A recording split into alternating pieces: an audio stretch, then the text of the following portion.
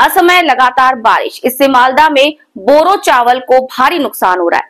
किसान की फसल बर्बाद होने को, जमीन पके हुए की कटाई नहीं कर पा रहे हैं।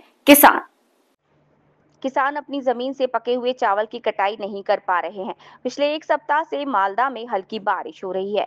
वर्तमान में हजारों बीघा भूमि पर बोरो चावल पक चुका है। किसान चावल की कटाई के लिए साफ आसमान का इंतजार कर रहे हैं, लेकिन बेमौसम बारिश के कारण जमीन पर पानी जमा हो गया।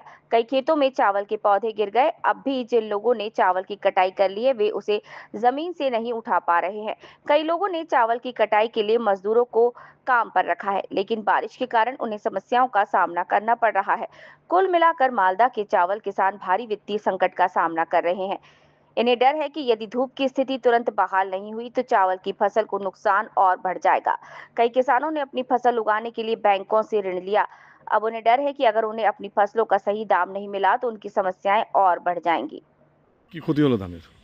কিছুটা সম্পূর্ণ ধান শুয়ে পড়েছে আর পড়ে গেছে, জল জমে গেছে, অনেকটা জল হয়ে গেছে। যেগুলো কাটা হয়েছে যেগুলো কাটা হয়েছে ওগুলো গাছ দেখা যাচ্ছে দু একটা করে, দিন থাকে তারপর আরও ক্ষতি হয়ে যাবে। কালকে মধ্যে পরিষ্কার হয় তাহলে ভিতরে বাঁচবে, আর সম্পূর্ণ গাছটা পেয়ে যাবে। যারা ধান কেটে উঠিয়ে নিয়েছে তারা তো রোদ দিতে পারছে না নাকি? তারা রোদ দিতে পারছে, যারা বড় গাড়িতে কেটেছে, অন্যান্য গাড়িতে কেটেছে, তারা রোদ দিতে পারছে না। মাঠে জল জমে গেছে, ধানও শুকাতে পারছে ঠিকঠাক। ক্ষতি হচ্ছে বড় চাষে তাহলে? হ্যাঁ, ওই যেগুলো নিয়ে গেছে কেটে ওগুলো তো গাছ বাড়িয়ে গেছে, শুকাতে পায়নি, ওগুলো রোদ্দু পায়নি দিন থেকে দিন, পরিষ্কার করছে না।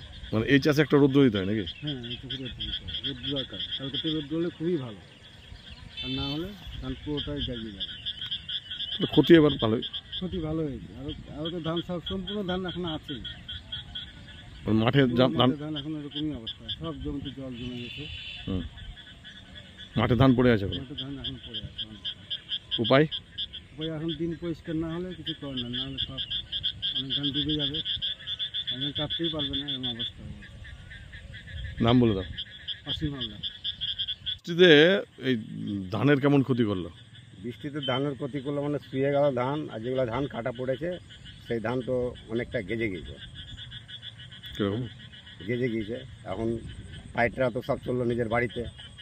হ্যাঁ, এখন কবে আসবে না আসবে, বৃষ্টি থামবে, তারপর ধান টান মারা হবে। এই ধানের দাম পাওয়া যাবে না? না, ধানের দাম পাওয়া যাবে, ধানের দাম পাওয়া যাবে। প্রচুর ক্ষতি হয়ে গেল, প্রচুর ক্ষতি হয়ে গেল। কদিন বৃষ্টি ছাড়বে, কবে ছাড়বে না ছাড়বে। কত বিঘা পড়ে আছে এরকম? প্রচুর বিঘা, ওই খাটিয়াখানার রাজবাড় প্রচুর পড়ে আছে, প্রচুর। আমাদের এই মাঠে তো অনেকটা পড়েই আছে, দেখা যাচ্ছে গোটাই, এগুলো গোটাই দেখা যাচ্ছে না। ধান তো গোটাই শুয়ে গিয়েছে আমার ধান। বৃষ্টি তো অসময়ে।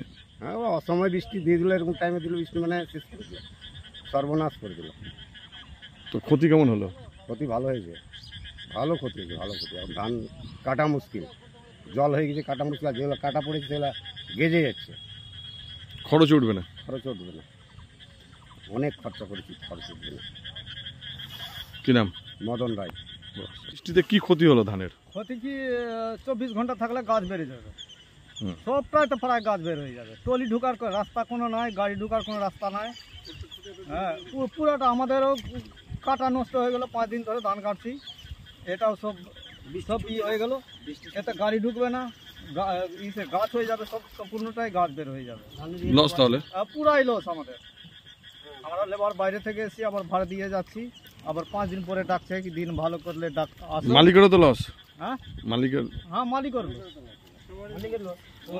ও তো রীতিমতো পয়সা খরচা করে লাগিয়েছে, অনেক টাকা দিয়ে। তা আমরা তো যাই হোক বাইরে থেকে এসেছি কাটতে, আমরা কেটেছি এইটুকু লস। 12-13 জন আছি, কাটছি, আবার বাড়ি চললাম। কি করবো, কোনো কাজই হচ্ছে না আমাদের। এই সময় তো বৃষ্টি পাওয়া যায় না? আমাদেরও তো লস না, এই সময় তো বৃষ্টি পাওয়া যায় না। এই সময় তো বৃষ্টি হয় না? না, বৃষ্টি তো হয় না। এই কি ব্যাপার আছে না আছে, এবার বৃষ্টি অন্যরকম নেমে গেছে, বেশি হয়ে গেছে বৃষ্টিটা। দিয়ে কি হচ্ছে, মানে এই যে বৃষ্টি হলো তাতে কিরকম, মানে ধানের কি ক্ষতি হলো? ধানের প্রচুর ক্ষতি হয়ে যাবে। 24 ঘন্টা থাকলে গাছ বের হয়ে যাবে। 24 ঘন্টা কিছু করা নাই, কোথায় রাখবো গিয়ে, দামও পাওয়া যাবে না। আর দাম? আর যেটা মেরেছি সেটাও এখন কাঁচা পর্যন্ত গৃহস্থর বাড়িতে ধরা আছে, আর দামও পাওয়া যাচ্ছে না? দামও পাওয়া যাচ্ছে না। তাহলে মুশকিল অবস্থা নাকি হ্যাঁ এখন? মুশকিল অবস্থা, খাবার ধানটাই তো করতে পারছে না, গৃহস্থগুলো উঠাতেই পারছে না। কি নাম আছে কাকা তোমার? দীপক মন্ডল।